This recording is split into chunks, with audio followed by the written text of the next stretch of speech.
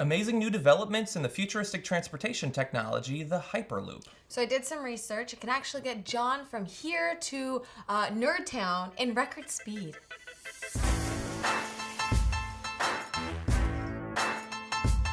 And I got back from Nerd Town in the time it takes for that animation to play. It's so futuristic!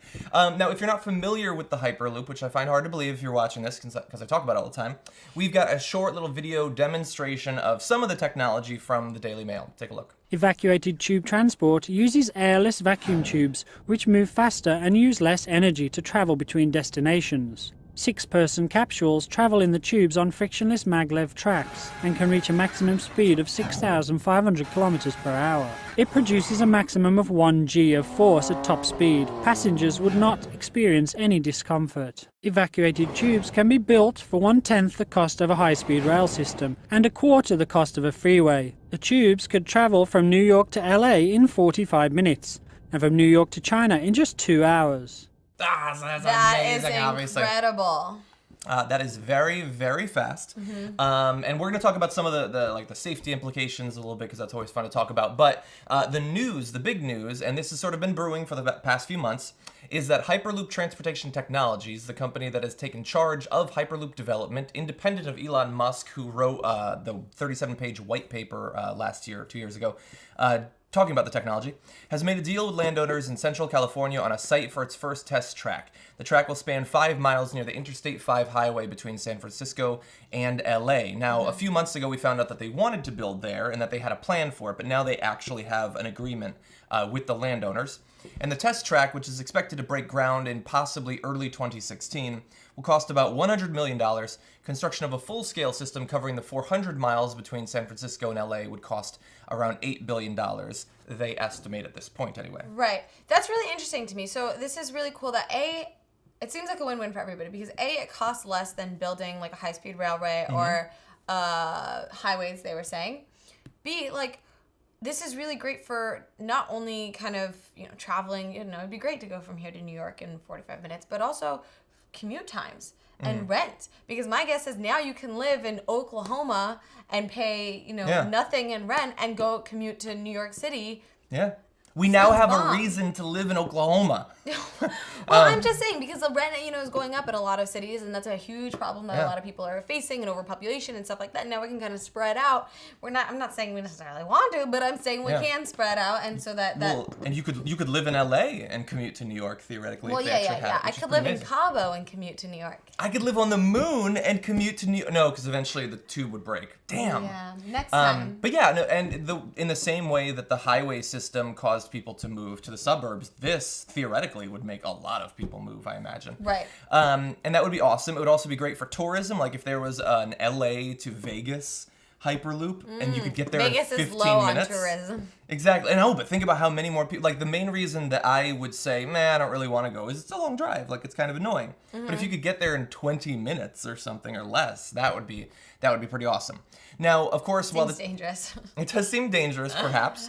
Now, the technology is still 100% theoretical. It's a theory that has been developed. That's why test tracks like this are needed.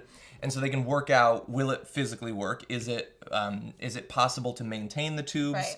Right. Can the human body take the stresses? Now, they say that the actual speed doesn't put any stress on the human body. It's just changes in speed. So the acceleration and the deceleration, which is why when they talk about how fast you can go between San Fran and LA, it takes 100 miles to get up to full speed because they do it very gradually. Yeah, they were saying that they need vomit-proof, I guess business in the tube, which is scary. Yeah, and remember when people were first to building, work and people are vomiting around you. But they're vomiting so quickly. The vomit is moving 800 miles per hour. And when trains were first being developed, people thought, well, you can't go on a train because when the human body goes to 40 miles per hour, it'll start to disintegrate, basically.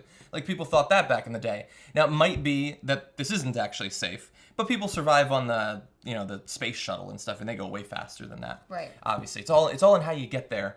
But what my worry is this could be a great thing for the Hyperloop, because if it turns out that, hey, the tests work perfectly and they're fairly close to their cost estimates, I would say the 100 million and 8 billion are probably much less than half of what it would actually cost. Right. Then that would be great. But if there's some kind of big safety breakdown, if somebody dies on it, then I think a lot of people would be like, nope, it's too futuristic, we're not ready for it, and it could possibly ruin the whole thing. Well, if people are dying and it's not working, that should slow the process down. It might slow it down, but I'm saying that if... They should reevaluate. Well, yeah, but if somebody died in the first test of a plane, which did happen when we were developing plane technology, doesn't mean we shouldn't have planes. Right, but then they didn't go, immediately say, oh, yeah, let's just put another plane out there. They, worked on it and developed it more, waited a few more years. They're not going to totally stop this, but I know, I'm going to take more finessing before you just throw a bunch of people on something people die. I have a lot of fear about people's ability to accept things that seem very futuristic. Like, people are already freaking out about automated